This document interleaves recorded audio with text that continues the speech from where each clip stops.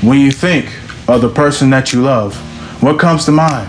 Is it feelings of joy, happiness, and love? Or perhaps it's none of the above.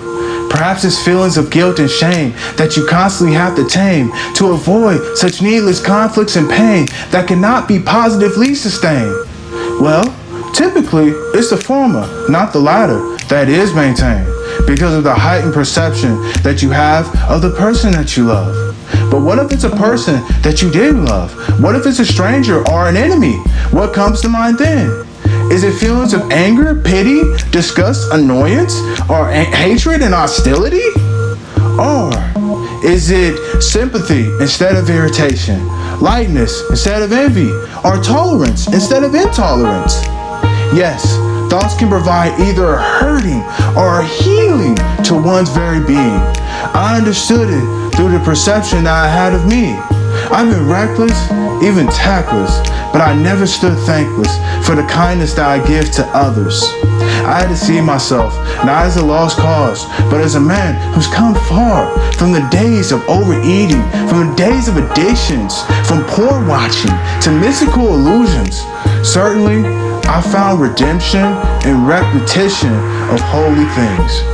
One thing is to see things a bit differently, even if I was wrong about it at first, and to accept the truth in all things in spite of the pain that it may bring, for which I do not duplicate another man, or follow a terrible plan, or to stand for a bias that is harmful to another man. I do good towards others because I want to, not because I have to.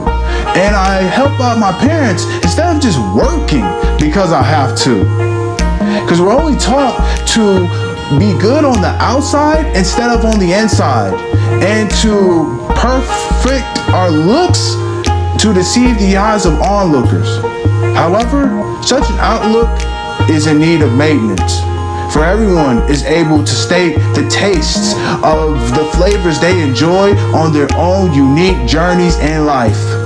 Anyone is entitled to them, regardless of the grim remarks of those who are heartless and those who are malice with their lips.